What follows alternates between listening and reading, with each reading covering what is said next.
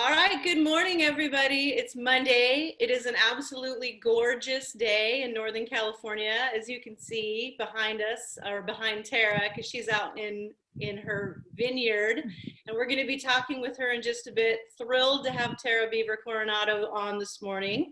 And as we normally do, we're going to do a quick introductions on this Coffee with the Farmer of all of our different staff around the state, and we'll finish up and talk most of it with Tara. So the question this morning, because it was raining most of the weekend up here, for all of the coordinators is, what did you do this weekend? Something fun that you did in the rain.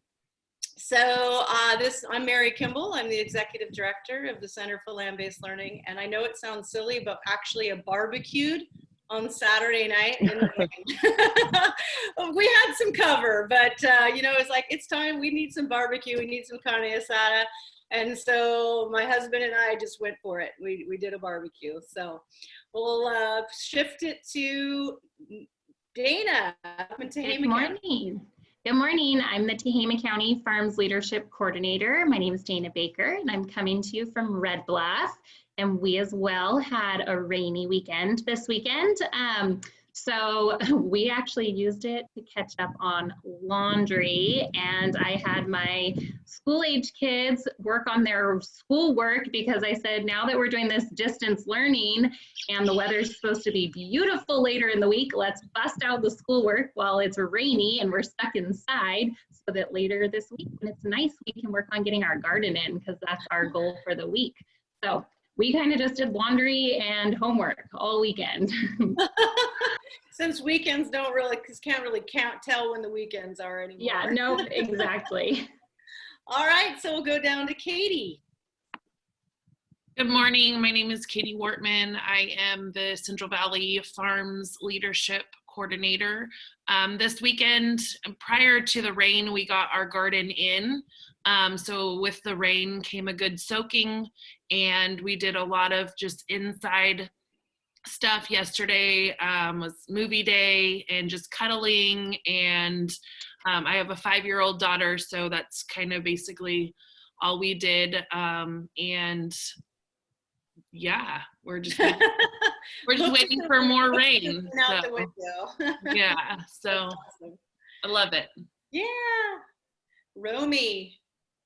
Good morning. My name is Romy Wattenberger. I'm the Kern County Farms Coordinator. I'm here in Bakersfield, and it didn't start raining till last night, so I watched some movies last night, and this morning I had to go feed my livestock, so I was outside feeding our goats and cattle this morning as it was pouring rain. Well, that's good. Gotta experience it full blast. Yeah. All right, Letty, we'll finish with you. Hi, I'm Leticia Hernandez. I run the program in Monterey and Santa Cruz counties.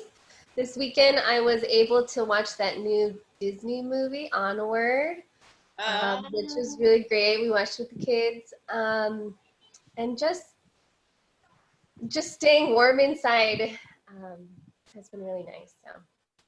Very good. Well, I didn't see Joseph, but I guess he's on. There he is. Okay, Joseph, I'm sorry I missed you. Why don't you go ahead and share your weekend in the rain? Okay, good morning. Happy Monday. My name is Joseph Montoya. I am the Farms Leadership Coordinator for the Sacramento Valley, San Joaquin Valley, and North State. I live in Sacramento, and the thing that I did to sort of celebrate the rain was have a pot of Mexican hot chocolate with my family. So I'm not sure if any of you know about this, but it takes a little bit more work to make Mexican hot chocolate than, the regular Nestle. It comes in a really hard, thick brick. So break that thing up and then slowly dissolve it in simmering milk for, 10 minutes, just sitting there stirring. But it's super thick and creamy. The flavor is very deep and it's delicious. And the daughter really appreciated it. She's about 3. She was running up the walls for a couple hours, but totally worth it. That's awesome. That sounds so good. Oh my gosh, you're making me want to do the same thing. Thank you, Joseph. All right, and so now we're going to get to go and meet Tara Beaver Coronado. She's literally in her vineyards in Walnut Grove. If you don't know where Walnut Grove is, it's about 20 miles south of Sacramento, and she's really kind of right off of I-5, and it's near the Sacramento River. And as you can see, it's farming country out there. People wouldn't even realize that you're so close to Sacramento.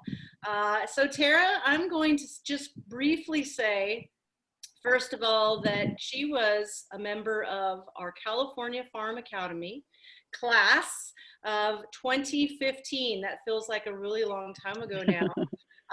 Which means that she was in the beginning farmer training program. She'll tell you a little bit more, but she comes from a farming background, but didn't really spend a lot of time on the farm, wanted to come back and get into a completely different enterprise.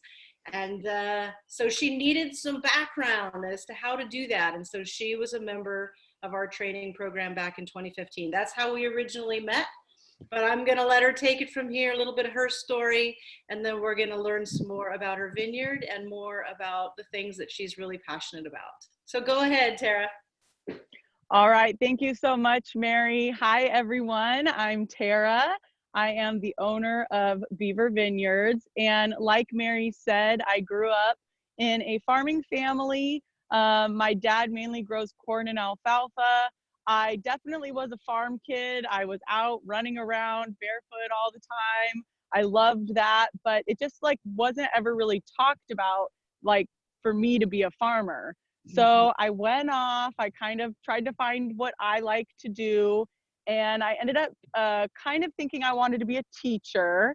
And I ended up being a nanny, which I loved so much. I absolutely love working with kids. I worked with an amazing family, but there just kind of was something still missing. I wasn't quite sure what it was at the time. And I actually ended up getting a 2-week vacation from my nanny job, and it happened to be during corn harvest. So I thought, well, you know, we can always use an extra hand during corn harvest. So I came down, I helped my dad harvest corn that year. And it was just like a light bulb moment. Like I loved being outside. I loved working on the farm. I loved being at home. I'm not really like the homesick type, but I often found myself like, I want to go back home. So I went back, I gave my notice at my job and I moved back home, I think February 1st of 2015. And my dad had seen something about California Farm Academy on TV. And he was like, I think you should do this program. So I did it. And that really set me on my path because he wanted me to do something different than corn. And I didn't know anything else. So I didn't know what I was going to do. And California Farm Academy just opened up all the possibilities. And that is how I ended up with the vineyard. I ended the class with a business plan called Beaver Vineyards. And here it is. Yeah, so tell us about that next step, Tara, about what you're absolutely right. Part of the program, which is a 7-month training program, is that you have to write a business plan. But then what did you do with it? Like how did you get started from there? Because it's just on paper. So then what? Right. What are the next steps for you? So the nice thing about the business plan was it did kind of push me out of my comfort zone because my family doesn't have any experience with vineyards. So just to write the business plan, I had to go out and find people that knew things about vineyards. And the people that I reached out to kind of turned into my mentors, and I was able to kind of follow their guidance. But really the first steps after writing the business plan was finding land and capital, which I think that's like what everyone would say. I definitely had like a bumpy road getting there. It took some time. So I wrote my business plan 2015 and I didn't plant until 2018. You know, so it did not happen overnight. I had found some ground that I was going to lease that I ended up losing actually, which luckily I lost it before it started because to me that was the universe working, you know. So I got extremely lucky that my parents actually had a field of alfalfa that was about ready to come out, so they agreed to lease that ground to me. And then the next step was taking my actual business plan to bankers and convincing them that I could do this. So that's, but I feel like if I would have gone without that business plan, they would have been like, how do you really know what you're talking about? But because I had that business plan, it showed that I had put in the work, I had done the research, that business plan was like my golden ticket, I feel like. And I recall that one of the other golden tickets in order to get the loan was the fact that you were able to get a contract for your grapes. Yes. So absolutely. tell us a little bit about that, because and kind of the lifespan, right, of vineyards and how long it takes to come into production, and then how to sell them ahead of time, which is kind of a crazy concept in agriculture. But you got to literally go into contract to sell your grapes, in this case, years in advance. So tell us a little bit about that process, because I think people have no idea what it takes. Especially for someone who's a beginning farmer, to enter into a contract with someone who, again, 3-4 years in the future, you got to trust that farmer is going to have that crop at that time. So tell us a little bit about that process you went through. Yeah, it's definitely different from other crops. A lot of people, especially smaller farms, they're selling directly to their consumer. And it was something I didn't even know existed before I got into the business. So again, I went to my mentors and asked, who could they connect me with? And they ended up being able to connect me with some representatives from a few different large wineries. One was Constellation. And one was Gallo, which, since I'm talking to mainly high schoolers, right, you guys shouldn't know anything about wine. So those are kind of like high up companies, and then they trickle down and they actually own like a lot of different labels. Well, when I met with Constellation, they pretty much instantly said no. They were like, we don't really want to work with someone new. And that was kind of like which was, of course, it was kind of like, okay, I could do this. And then I met with Gallo, and they were like, yes, like we would love to work with a new farmer. These are some options for you. So Gallo actually partially dictated what I planted, which I appreciated as a beginning farmer, because I didn't know exactly what did well in this area. I didn't know, what is the wine industry looking for at this time. So to me, I was grateful for that. So they gave me a few different options, a few different kinds of grapes. And I met with my mentor. I said, this is what Gallo has offered me. Which one do you think is right? And we ended up picking Sauvignon Blanc. The reason was it is kind of a like staple grape. It's more popular. And then this particular one that's going to be going into a bottle is like kind of average price. So it's not like a very high end. So most people are drinking this. And it was kind of a safe wine, which for a beginner, that's what I needed to do, because I was already going into a really risky business, So yeah, I got a contract with Gallo, and it is interesting because it's for 10 years. So it's awesome. But at the same time, like, I'm used to a crop that you plant every year, and if you make a mistake, you can change it next year. Well, that's not so much in vineyards. A lot of stuff you're putting it in, and it's going to be there for 10, 20, 30 plus years. So I really felt like I had to do the research to make the right decisions from the beginning. Yeah, so now actually would be a perfect time for you to show us your beautiful trellis system over there. Show us a little bit about what we're looking at behind you, how these grapes, okay. How they're, like I said, how they're trellised, what you've done, how old they are, when you expect your first crop, all that good stuff. Okay, so here is the trellis system. So you can see the stakes and the vines. So the vines were planted in April of 2018.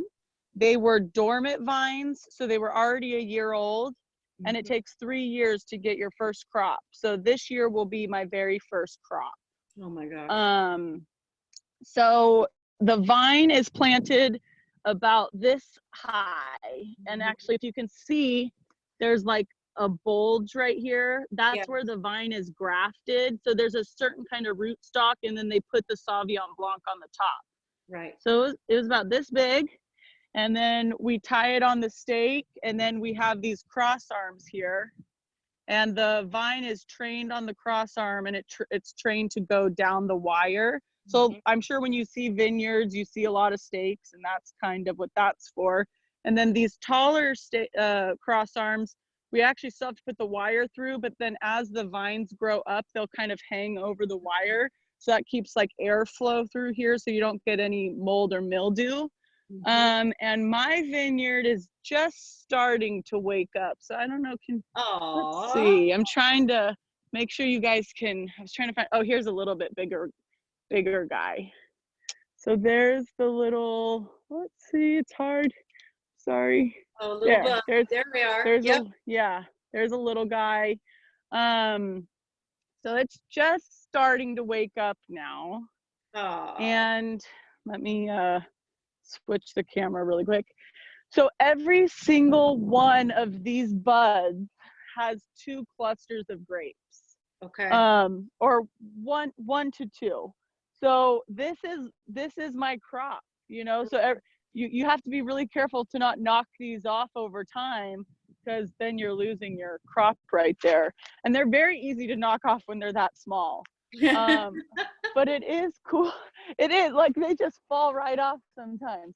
And it's, man, I wish every once in a while you can actually see the little tiny baby grapes in them. And that is pretty cool, you know, when you can see them, because I'm just like, oh, that's my crop right there. That's you my know? money.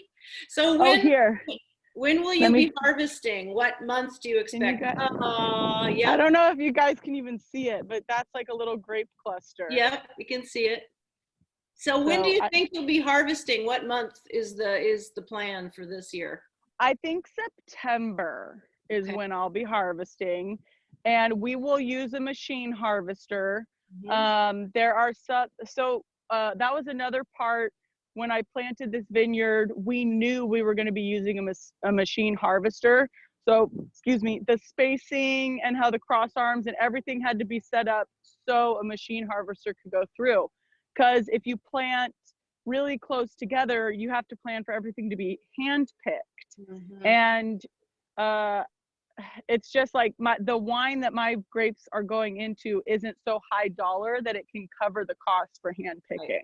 Right. You know, we're like in Napa, they do a lot of hand picking, but their bottles are like $50, you know, so that definitely makes a difference. You have to plan ahead for that.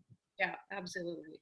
Well, okay, I'm going to shift gears with you now and talk to you about your social media presence and work that you've done, because as a beginning farmer, it's been something that you have really embraced, an ability to tell your story. And I want you to tell us about that. How did you even get started in it, and kind of what has it expanded into? Because it's pretty amazing, and I'd love you to tell everybody about that. Yeah, so I've kind of always been into social media. I mean, like, I don't know how, I mean, gosh, maybe I was in middle school when MySpace started. And like, some people might not know, but like Facebook originally was only for college students. And I can remember my sister calling me, she's older, saying, I heard high schoolers could be on Facebook now. Can I make an account for you? You know, so like, I guess like I just have been like in the beginning of all the social media. So I really loved Instagram. I loved just that platform. I liked taking pictures, and I kind of was just doing it like everybody else. And I think I just started stumbling across other people focusing their page on farming. And all my family was like, how's the vineyard? You know, like, where are you at? What are you doing? And I was like, you know what? I'm just going to dedicate my Instagram to Beaver Vineyards. And then my friends and family will know what's going on. And it kind of exploded from there. It did. Like, yeah, I really had no idea that community was even on there. And now, like, it's really crazy when I think about it, like the opportunities I've had because of social media. I've become friends with people all over the United States, all over the world that are in ag. I've learned about different kinds of ag and different, practices. And now I've actually been able to partner with companies that I've traveled with. I went to Omaha, Nebraska to a convention called Farmer to Farmer. I went to San Antonio, Texas to the Commodity Classic. And it's just been incredible. And, it's great for farmers to connect with farmers, but now it's even more important for me to show people outside of ag what we're doing, because there's always a question, of, oh, what are you guys spraying, or how are you treating your animals? Well, now they have a front row seat. They have a front row seat to see what we're doing, to ask questions, and to see that we're people. Because sometimes it's just like people don't recognize where their food comes from, and that there's someone that is actually like giving their life to this product. Right. So it's been incredible, and I highly recommend it for anybody that is in farming to just share it. Even if that's not like what you're dedicated to, just like share it, because people love seeing it. They really do love to see where their food comes from, and they like that connection. And recently I started YouTube, which I actually have found that I enjoy even more than Instagram. So it's been a huge learning curve, video versus photo, but I love making videos, and that's a whole new way for people to connect with you, So what does your YouTube channel do? Because I love following Instagram and of course Facebook. And I saw when you went to YouTube, are you just doing videos of kind of like what you do on the farm every day, or choose a topic, or what is it? So pretty much my channel is like a day in the life. Okay. Yeah, I attempted like how-to videos, and I'm like, no, I am not a good like how-to person, so not for me. But yeah, I mean, it was a whole nother thing. Just like with Instagram, how I didn't realize that farmers were on YouTube just showing their daily life. Yeah. And it seems like more and more people are just like watching YouTube like they do TV. Yeah. But the reason I think YouTube is getting more popular is you're not just like watching a famous person on TV. You are watching someone that you can talk to. And when people ask me questions, I try to answer them in my next video. Yes. So there's actually like a real relationship there. And so so most of my videos are just a day in the life. Normally starts with my chickens, and then I go to the farm, It's like, then I go to the farm. It's like, will I be in the vineyard today, or will I be doing the corn? I did a whole corn harvest series. Every day we did corn harvest. So that's been really fun for me. And just connecting with the farmers on YouTube now. It's like, Absolutely. I have got to meet people that work for YouTube. That was like, what? Like, this is crazy. They're excited because they get to meet a farmer, and you're excited because you get to meet somebody from YouTube. Yeah, exactly.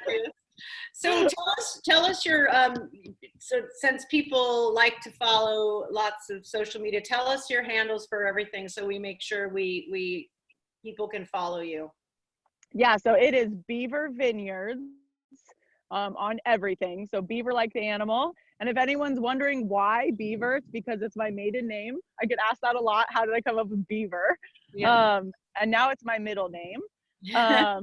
So yeah, Beaver Vineyards on Instagram, Beaver Vineyards on YouTube, and feel free to say hi to me. I love talking to people, Awesome. So.